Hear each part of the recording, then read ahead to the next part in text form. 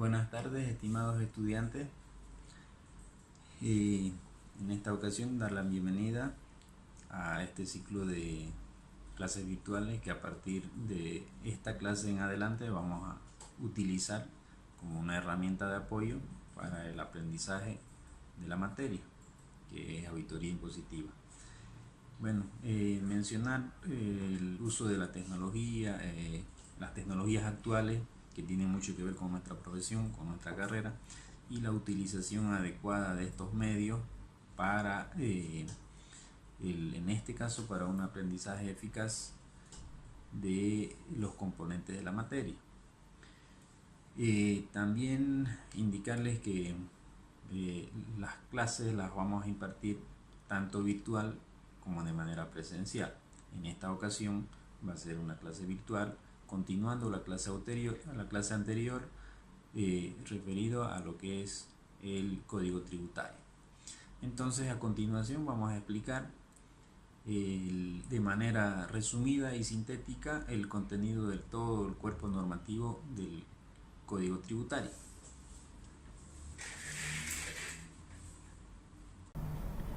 Bien, entonces comenzamos explicando el marco normativo, que consiste en la ley 2492, más conocido como el Código Tributario. Este cuerpo normativo tiene 5 capítulos, o está dividido en 5 capítulos. El capítulo 1 o título 1 está referido a las normas sustantivas y materiales. El título 2, la gestión y aplicación de tributos. El título 3, la impugnación de los actos de la administración tributaria. El título 4, referido a lo que son los ilícitos tributarios. Y finalmente el título 5, que contiene todos los procedimientos de recursos de alzada y recursos jerárquicos, que vamos a detallar a continuación de manera resumida.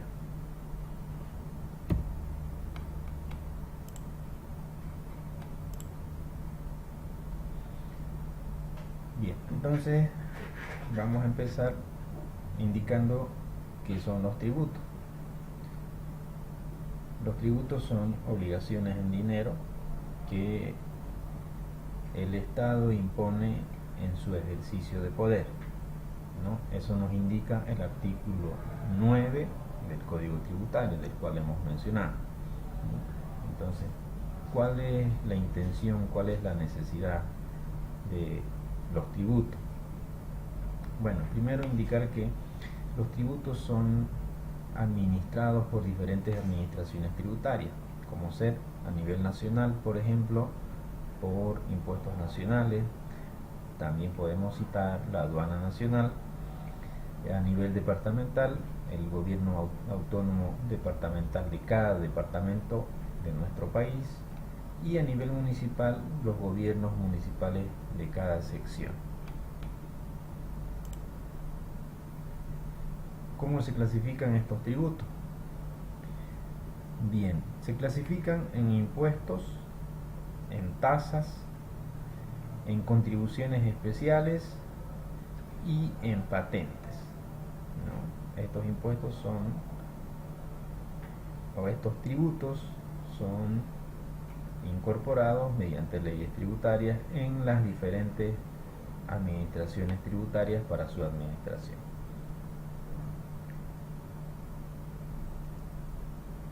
Entonces vamos a indicar esta clasificación de los tributos y vamos a hablar en una primera instancia de los impuestos. ¿Qué son los impuestos? Los impuestos son obligaciones que el gobierno, a través de leyes, establece, en este caso cuyo hecho generador es una situación prevista por ley, ¿sí?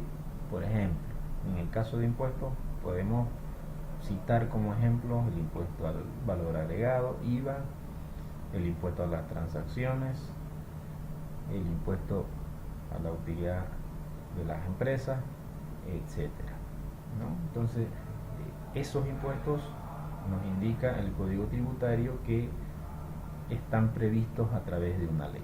En este caso, por ejemplo, esos están previstos en la ley 843. Entonces, los impuestos son justamente eso. Ahora bien, las tasas. ¿Qué son las tasas? Las tasas son también tributos cuyo hecho generador es la prestación de servicio. ¿Qué son estos servicios? Normalmente vemos, por ejemplo, en las terminales de buses, en las terminales aeroportuarias, nos cobran una tasa específica por uso de terminal, uso del establecimiento, ¿no? Con todos los servicios que dispone esos lugares o esas administraciones. Entonces eso es una tasa, ¿no? Que también está previsto por ley. Las contribuciones especiales también son otra clase de tributos donde el hecho generador están derivados de la realización de determinadas obras o actividades estatales. Por ejemplo, lo más común o lo más frecuente que se ve es, si queremos citar un ejemplo, la construcción de un puente, donde ese puente va a ser usado por las personas que precisamente necesiten cruzar de un lado a otro lado. Entonces, las contribuciones especiales se realizan antes de la construcción de ese puente. Entonces se llega a un monto X, y una vez recaudado ese monto necesario para poder realizar dicho puente, se realiza la obra, ¿no? Entonces a ese tipo de tributos se llaman contribuciones especiales, que son para un fin específico.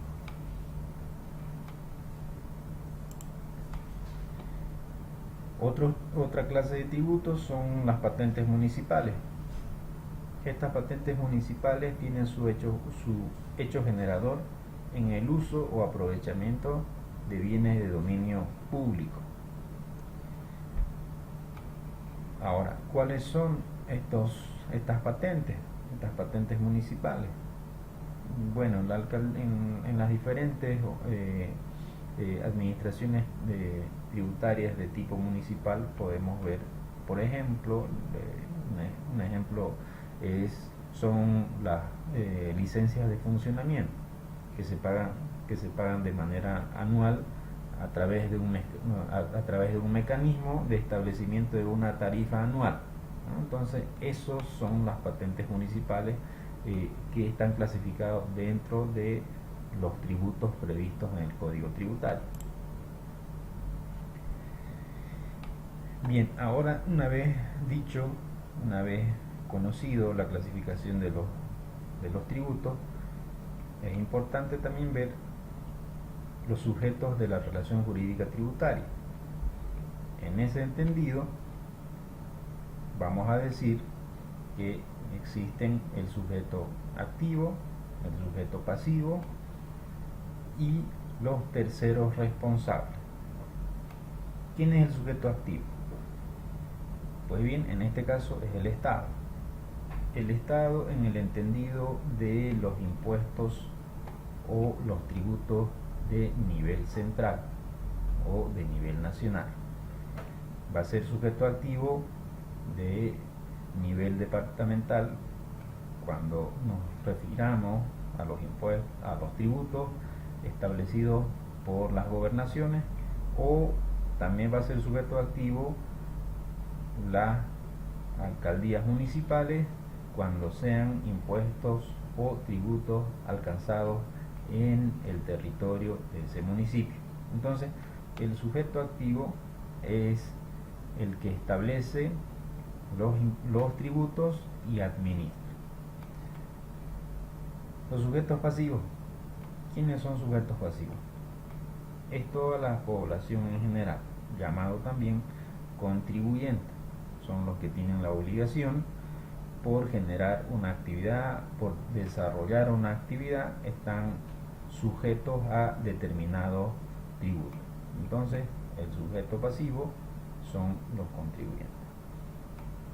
Los terceros responsables. ¿Quiénes son los terceros responsables?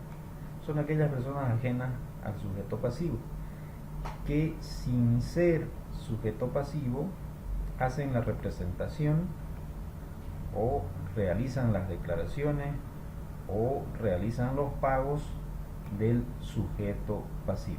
Es decir, que sin ser contribuyente asumen la vez de ser de sujeto pasivo. Es muy común, por ejemplo, en nuestra carrera, los representantes legales ante impuestos nacionales u otras entidades donde normalmente se dan estos casos. Entonces estas personas no son los dueños, no son los representantes legales, no tienen participación accionaria, pero mediante un poder, que es un instrumento legal, se hacen responsables de las actuaciones de los contribuyentes.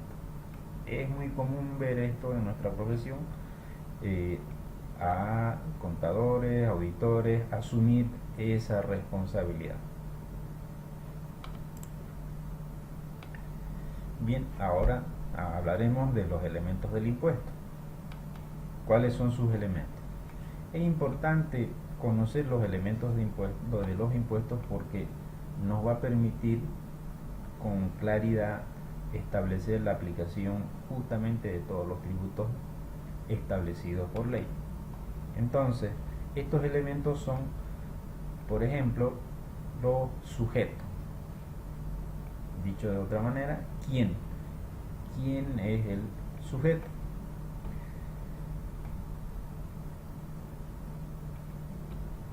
Otro elemento importante es el hecho generador. El hecho generador es ¿qué? ¿Qué grava el tributo, el impuesto, o la patente, o la contribución especial? Otro aspecto es el perfeccionamiento del hecho generador, es decir, cuando se perfecciona. Y finalmente, otro elemento importante es la base imponible. ¿Qué es la base imponible? Es la parte monetaria. ¿Cuánto es la base imponible sujeto a un determinado impuesto? También vamos a ver las formas de extinción tributaria, que en este caso lo que establece el Código Tributario son 5 elementos. Existen 5 formas de que se pueda extinguir un tributo en específico. La primera, ¿cómo se puede extinguir? Mediante la realización de un pago. Segundo, se puede extinguir un tributo mediante la realización de una compensación. En este caso, si queremos dar un ejemplo, bueno, el primero, un pago, ¿cuándo ocurre? Cuando efectivamente el sujeto pasivo realiza un pago en efectivo. Entonces, por lo tanto, cancela la deuda por dicho impuesto. La compensación ocurre cuando justamente se hace una compensación, no hay un pago en efectivo. Ahí podemos citar como ejemplo el caso del IVA con el impuesto a las transacciones. Entonces, ¿cómo ocurre esto? Resulta que en este caso, en este ejemplo, el impuesto a las utilidades, que son de manera anual, son o constituyen pago a cuenta del impuesto a las transacciones. Entonces, hasta que se agote se realiza una compensación. Entonces, de esa forma también se puede extinguir una obligación tributaria. Otro componente o otra forma de extinción de los tributos es este elemento llamado confusión. Esto normalmente ocurre cuando la misma administración tributaria suele tener o suele ocurrir que se encuentra en la situación que es sujeto activo y sujeto pasivo a la vez. ¿Cómo podemos ejemplificar esto? Por ejemplo, la Honorable Alcaldía Municipal tiene sus propias edificaciones donde funcionan con todas sus actividades. Otro ejemplo que podemos decir es que cuenta con un equipo de vehículos, ¿no? Entonces, por ejemplo, en esos dos casos ambos están sujetos a un impuesto anual. En el caso de lo que son bienes inmuebles, el impuesto sobre la propiedad de bienes inmuebles, y en el caso de vehículos, el impuesto sobre los vehículos automotores que tienen pagos anuales. Entonces, como la administración tributaria municipal es el que establece el impuesto, pero a la vez, al tener estas propiedades, también se convierte en sujeto activo y sujeto pasivo. Entonces, por lo tanto, es ahí donde se da esa confusión. Por ese hecho también se pueden extinguir las obligaciones tributarias. Otra forma de extinción es la condonación. ¿Qué es la condonación? Hoy en día, a partir del mes de noviembre del año pasado, en la actualidad, por ejemplo, hay un llamado perdonazo tributario, una ley de perdonazo tributario que está en vigencia actualmente. Entonces, es justamente eso, hay una condonación de la deuda. Esta condonación debe necesariamente, o se da necesariamente, mediante una ley, que es lo que ha ocurrido en este caso, ¿no? Ha salido una ley llamado perdonazo tributario. Por lo tanto, entonces lo que ha ocurrido es una situación que está previsto en el Código Tributario llamado condonación. Y finalmente, la otra forma de extinción de la obligación tributaria es la prescripción. ¿En qué consiste la prescripción? ¿Cuál es la forma de su aplicación? La prescripción es cuando el código, en este caso el Código Tributario, establece que un tributo, una obligación tributaria, prescribe en el lapso de un tiempo determinado previsto por ley, ¿no? En este caso, por ejemplo, este Código Tributario, cuando se promulgó, tenía la prescripción, el periodo de prescripción, 4 años. Actualmente esa situación ha sido modificada a través de la ley 812 y se ha ampliado ese periodo de prescripción. Entonces, se puede extinguir una obligación tributaria mediante este mecanismo llamado prescripción.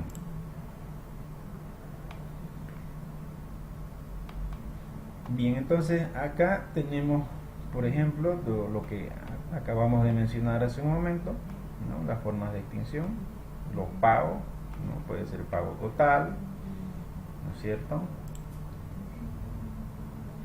La compensación, que ya habíamos mencionado. ¿De qué trata la compensación? La confusión, ¿en qué caso se da la confusión? La condonación. Bien, acá tenemos, por ejemplo, lo que les comentaba referente a la prescripción. Antes, dicha prescripción originalmente en el Código Tributario estaba establecido en 4 años, ¿sí?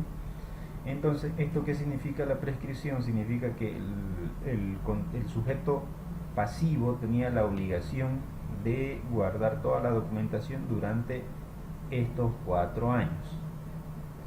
En la actualidad, ¿qué es lo que ha ocurrido?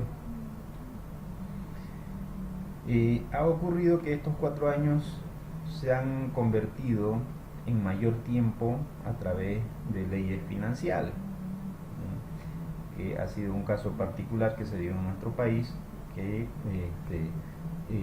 era de aplicación o aumento progresivo en la cantidad de años a guardar por parte de los sujetos pasivos. Entonces, esta situación en la actualidad, vuelvo a decir, ha sido corregida o ha sido complementado con la ley 812 en el periodo de prescripción. Bueno, ¿qué significa específicamente la prescripción? Es la capacidad de controlar, investigar, verificar, comprobar y fiscalizar tributos. O sea, ¿qué significa eso? Que en el periodo de prescripción la administración tributaria tiene esas potestades establecidas por ley. También determinar la deuda tributaria, imponer sanciones administrativas y ejercer su facultad de ejecución tributaria. ¿En qué periodo? Durante 4 años posteriores. Bueno, si tomamos el ejemplo, como bien decía, lo que estaba establecido en el Código Tributario originalmente. Bien, entonces de manera resumida hemos visto de manera muy resumida el Código Tributario, los aspectos más importantes, los aspectos más usados comúnmente a manera de resumen. Entonces, luego vamos a trabajar en grupo para fines de la ley 843.